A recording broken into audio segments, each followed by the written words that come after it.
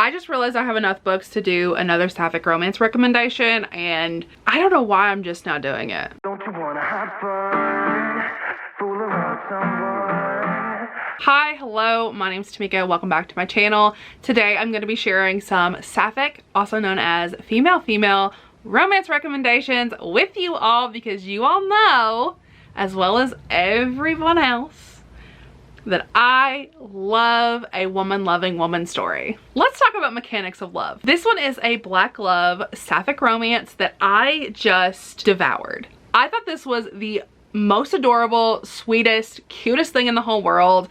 We have one of my favorite dynamics in the entire world, and that is a femme and a stud or a mask. This woman was black, obviously, so she was a stud, but I love a masculine character. I love masculine women.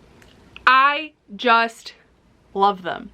And I will read just about anything if you tell me that the character is a masked woman. Not only do we have a masculine character, we also have someone who is a mechanic. She is a mechanic.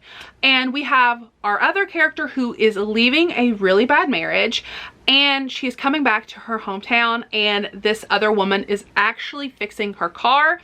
And they were rivals when they were teenagers, so they did not get along. She was not nice to her. It was the classic, I'm attracted to you and I want to be with you, but I'm kind of unsure of myself and I'm scared kind of bullying situation, because our other character was very open about who they were and like they were very comfortable in their skin. So this one is literally a story of them coming together and them being rivals, and them being a dislike to love, to gaining the trust and like really developing a full actual friendship and then a relationship. It is beautiful and beyond precious, and I cannot wait to continue reading from this author. Like, this author literally pulled off this relationship so well, and the smut was, it was so good. It was so good.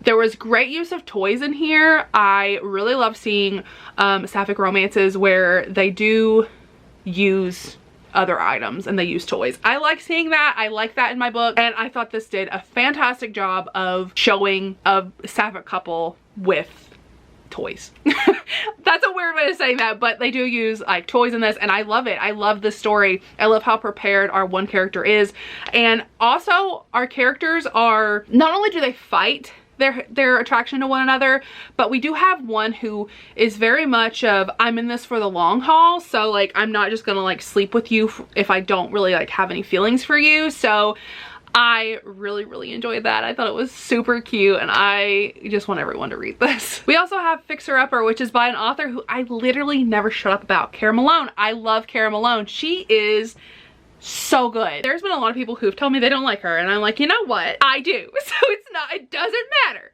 But this author is just so cute. She writes some of my favorite Sapphic books.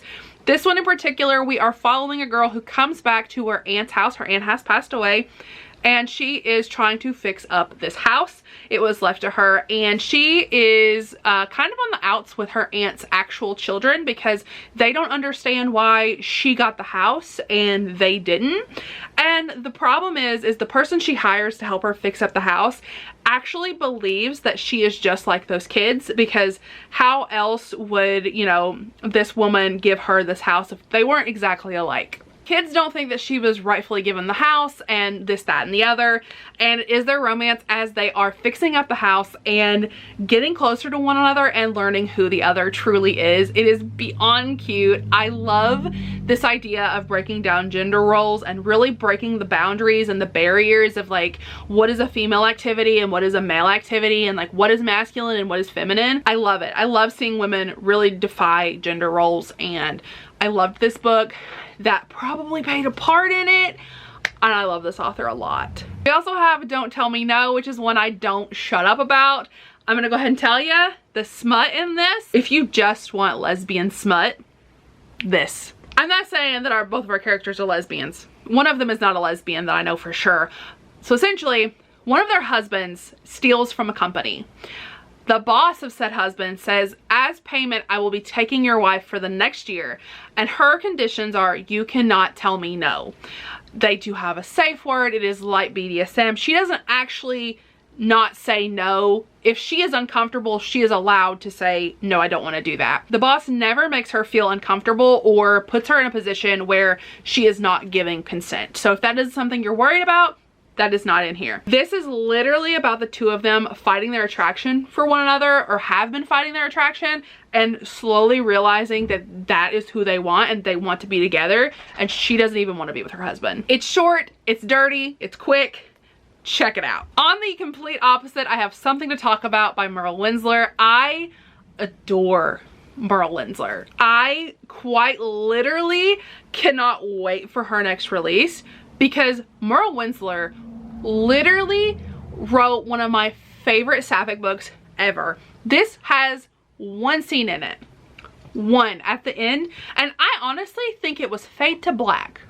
This was a slow burn romance. A director or some kind of, she like directs TV shows, and she's also a former actress, and her assistant, and they go on the red carpet, and she doesn't ever take anyone on the red carpet, and there is a photo taken of both of them where they look very intimate, and a whole rumor and like whole thing starts where everyone is speculating, are they together or not? And they are just trying to go about it and like figure out how to navigate and, you know, maintain their professional relationship, fighting off of these rumors and developing a friendship and eventually a romance between the two of them. And it was just, I love this book. I love this book so much. It might be just because it's gay. I don't know.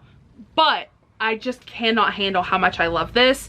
It was everything I wanted and everything I needed when I read it. Let's also talk about Hairpin Curves, which is a road trip book between two former friends. One of them doesn't know that the other one is gay.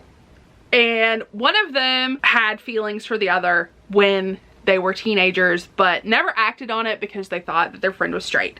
Their friend is actually bisexual or pansexual one.